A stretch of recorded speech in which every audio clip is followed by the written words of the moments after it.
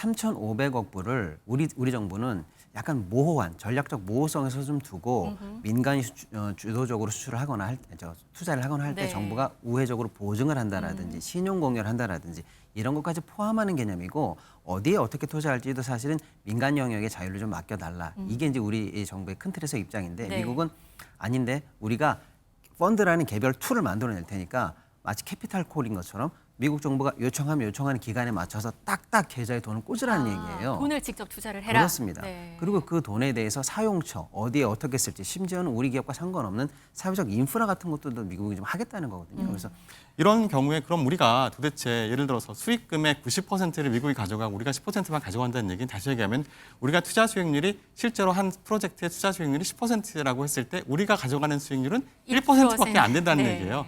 이거 뭐하러 이제 차라리 관세 협상을 우리가 깨자 그런 얘기도 해요. 실제로 미국의 그 경제정책연구센터에 있는 딘 베이커 선임 경제학자가 이런 말을 했답니다. 이거 받지 말아라. 차라리 그냥 25% 관세를 물어라. 그러면 그렇게 했을 때 한국이 대미 수출, 그러니까 자동차 수출을 포기하는 금액이 한 125억 달러 정도 될 것이다. 그렇게 얘기를 했어요. 네, 관세가 지금대로라면 지금 일본 캠리보다 한국 소나타가 지금 더 비싸지게 된다는 거죠? 네, 현재가 기준으로 보면은 소나타가 27,300달러 정도고요. 네. 캠리 토요타의 캠리가 한 29,000달러 정도인데 지금 이제 오늘 기준으로 이제 관세를 적용하게 되면 네. 소나타가 거꾸로 34,125달러가 되고요. 캠리가 33,050달러가 되면서 네. 사실 이제 가격이 역전되는 그런 현상이 지금은 예. 지금 나오네요. 캠리가 더 비쌌는데 그렇습니다. 지금의 오늘의 관세를 적용받게 되면 소나타가 더 높아졌네요. 그렇습니다. 네. 우리는 그동안은 FTA이기 때문에 사실은 자동차 관세가 0이었는데요. 지금 이제 품목별 관세가 부과되고 있기 때문에 25%로 껑충 뛴 상황이고요. 네. 일본은 어쨌거나 미국과의 협정을 타결하면서 관세율이 낮아졌습니다. 그래서 자동차 품목 관세를 15% 적용받게 됐거든요.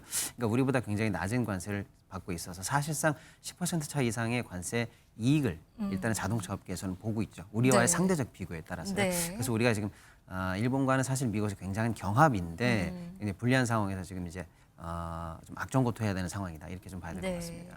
우리나라 사실 15%로 관세가 합의가 되기는 했었는데 그래도 품목별 관세에 따라서 지금 자동차를 25%를 받고 있잖아요. 왜 그대로인 건가요? 그러니까 지난 7월 31일 날 이게 협상이 타결이 됐다라는 소식이 네. 전해졌는데 사실 그에 대한 후속 협상이 진행이 지금 지지부진한 상황에서 완전한 타결이 이루어지지 않은 것이죠. 결과적으로 우리가 3,500달러를 미국에 투자하는데 그 투자를 어떻게 할 것이냐 또는 투자 수익의 분배를 어떻게 할 것이냐에 대한 합의가 아직 이루어지지 않았기 때문에 지금 3,500억 달러를 투자하는 것에 대해서 그러면 15%까지 내려간다. 거기까지는 합의가 됐지만 네. 그 돈을 어떻게 쓴다, 어떻게 나눈다. 이게 합의가 안 됐기 때문에 세부 아직까지 내용이 합의가 안 돼서. 15%로 지금 협정 서명이 되지 않은 상황이라고 볼 수 있습니다. 네. 그러면 현대차는 지금은 미국에서 어떻게 팔리고 있나요? 그러니까 25%를 부과한 가격에 팔리고 있었던 건가요? 아니면 그렇지 않은 아닙니다. 건가요? 지금 이제 기존보다 올라간 관세가 아직 소비자가에는 반영이 되고 있지 않다는 게 네. 현지 내용인데요. 왜냐하면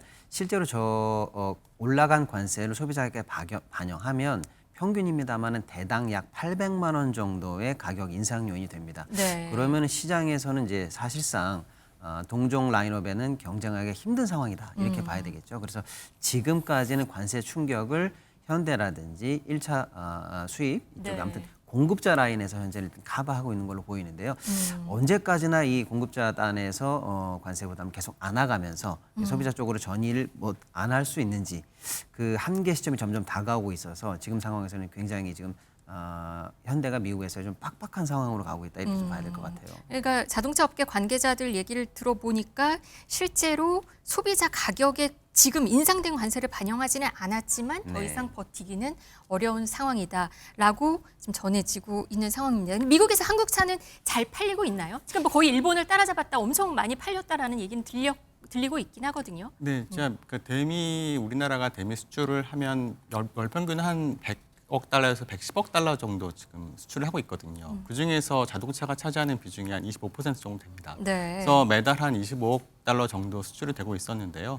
그렇게 치면은 연간 한 300억 달러 정도 되는 것이죠. 그 정도 수출이 되고 있는 상황이었다. 이렇게 이해할 수가 있고요.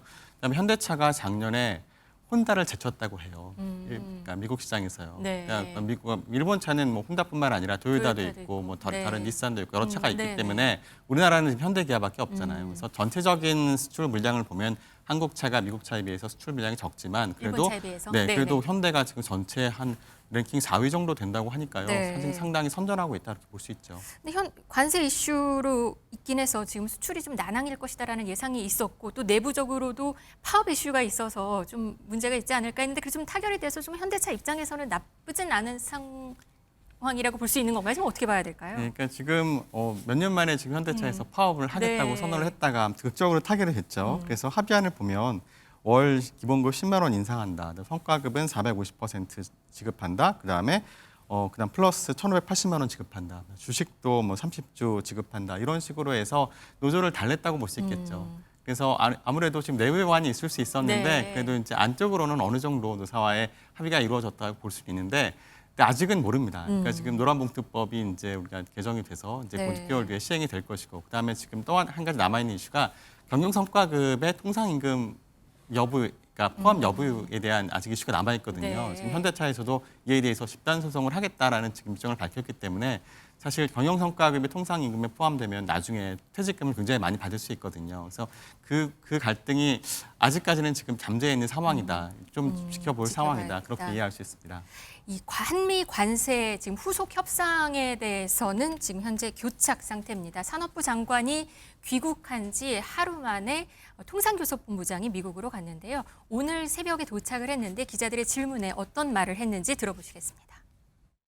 양만은 디테일에 있는 거고 지금 이제 디테일 가지고 지금 뭐 하여튼 뭐 치열하게 협상을 하는 중이다 이렇게 보시면 되고 저는 일단 USCR 대표 만나고 또 하여튼 뭐 전방위로 이렇게 하여튼 우리 최대한의 그 국익 반영을 위해서 그렇게 최선을 다할 생각입니다. 네, 관세 협상 지금 어떻게 진행될 걸로 보세요? 굉장히 어려운 상황입니다. 일단은 큰 틀에서는 우리가 미국에 3,500억 불 정도를 투자한다. 그러면 미국은 관세를 25에서 15로 낮춰준다. 여기까지만 합의되어 있는데요. 네. 지금 현재 미국 측의 요구는 이겁니다.